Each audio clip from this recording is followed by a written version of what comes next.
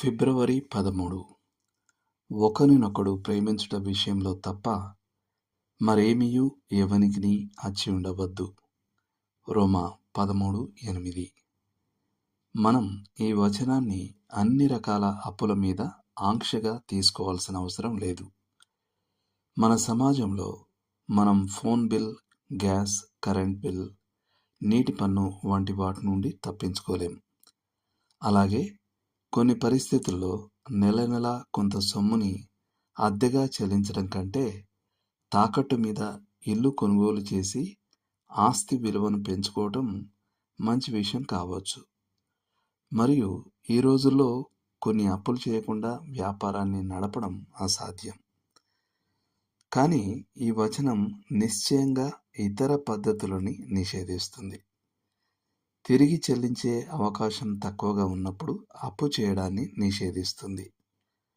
విలువ తగ్గే వస్తువుని కొనుగోలు చేయడానికి అప్పు చేయడాన్ని నిషేధిస్తుంది. అప్పులలోనికి వెళ్ళడాన్ని నిషేధిస్తుంది.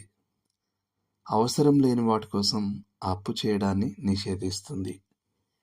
మన దగ్గర క్రెడిట్ కార్డ్స్ ఉన్నాయి కాబట్టి అత్యాశతో అధికంగా ఖర్చులు చేయడం, మన శక్తికి మించిన అప్పులో పడడాన్ని నిషేధిస్తుంది. చెల్లించని అప్పుల మీద అధిక వడ్డీలు చెల్లించడం ద్వారా దేవుని సొమ్మును వృధా చేయడాన్ని నిషేధిస్తుంది. ఈ వచనం మనల్ని అప్పు ఇచ్చే వారి నుండి, అధిక ఖర్చు వల్ల కలిగే దాంపత్య సమస్యల నుండి మరియు దివాళా తీయడం నుండి కాపాడడానికి రూపొందించబడింది. ఇవన్నీ క్రైస్తవుని సాక్ష్యాన్ని బలహీనపరిచేవిగా ఉంటాయి. సాధారణంగా మనం సామర్థ్యానికి తగినట్టుగా మరియు నిరాడంబరంగా లోపల జీవిస్తూ ఆర్థిక బాధ్యతను పాటించాలి. అప్పు తీసుకున్నవాడు ఇచ్చిన వానికి దాసుడు అని ఎప్పుడూ గుర్తుంచుకోవాలి. సామెతలు 22:7.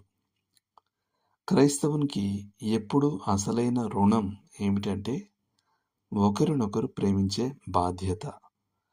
మనం రక్షణ పొందని వారిని ప్రేమించాలి మరియు వారికి సువార్తని ప్రకటించాల్సిన బాధ్యత మన మీద ఉంది. రోమా 1:14. మనం సహోదరులను ప్రేమించాలి మరియు వారి కోసం మన ప్రాణాలను అర్పించాలి. యోహాను రాసిన మొదటి పత్రిక 3:16.